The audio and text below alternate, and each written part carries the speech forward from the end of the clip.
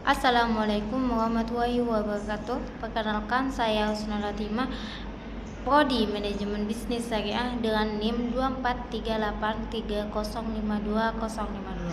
Di sini saya akan menjelaskan tentang proses manajemen risiko yang diampu oleh Ibu Maswur.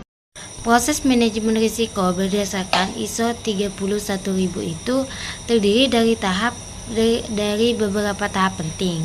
Pertama, konsultasi dan komunikasi. Kedua, menyusun konteks. Ketiga, mengidentifikasi risiko. Dan keempat, menganalisis risiko. Kelima, mengevaluasi risiko. Keenam, menyatakan risiko. Ketujuh, memantau dan meninjau. Pertama yaitu komunikasi dan konsultasi.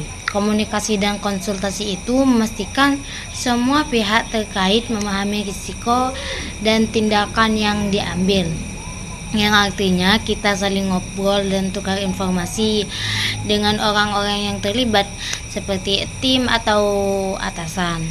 Tujuannya apa? Supaya semua orang paham tentang risiko yang ada dan bisa kasih masukan. Jadi keputusan yang diambil itu gak sepihak, tapi hasil dari diskusi bersama. Misalnya sebelum ambil keputusan sebelum ambil keputusan penting, kita diskusi dulu sama tim, tanya pendapat mereka dan jelasin kondisinya yang ada. Nah, itu termasuk konsultasi dan komunikasi. Kedua, menyusun konteks. Sebelum melakukan proses penilaian risiko, manajemen menyusun konteks manajemen risiko, baik internal maupun eksternal saat proses berlangsung. Artinya, kita harus memahami dulu kondisi sebelum menilai risiko. Jadi kita lihat situasi di dalam dan di luar, supaya kita tahu risiko apa yang mungkin terjadi dan bagaimana cara kita mengatasinya dan menilainya. Misalnya kita mau buka usaha, kita lihat dulu kondisi pasar, pesaing, dan kemampuan kita. Nah, itu termasuk menyusun konteks sebelum menentukan risiko. Ketiga, identifikasi risiko.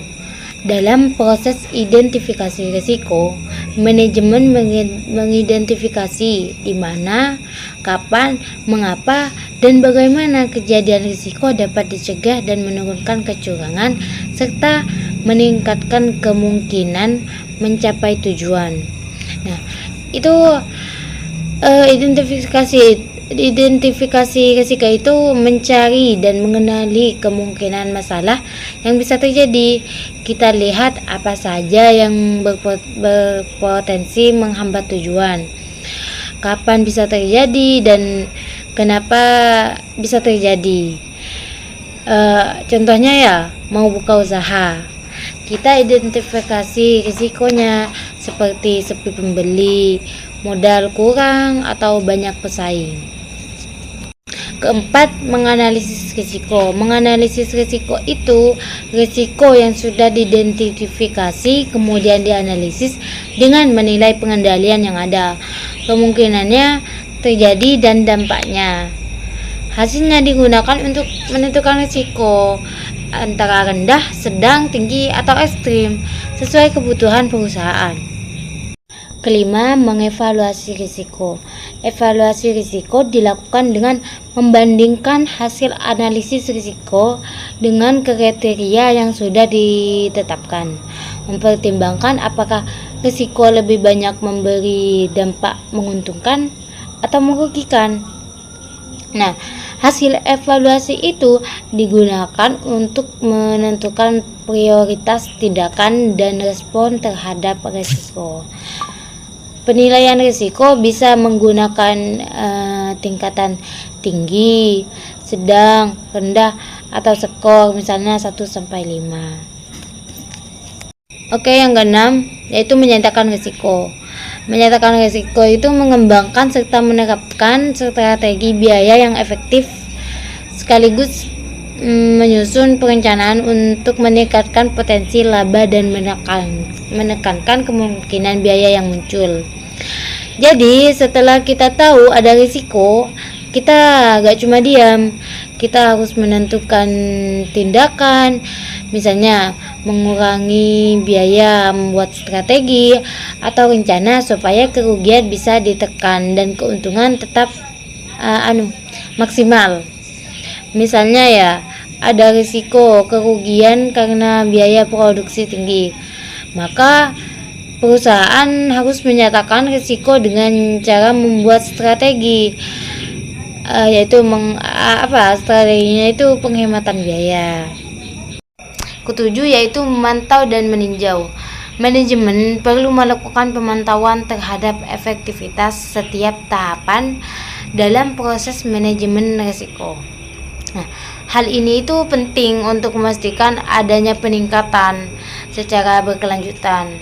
Selain itu, risiko dan efektivitas tindakan yang diambil sebagai respon perlu ditinjau agar pemantauan peta risiko tetap akurat dan perubahan yang terjadi tidak menggeser prioritas yang telah ditetapkan.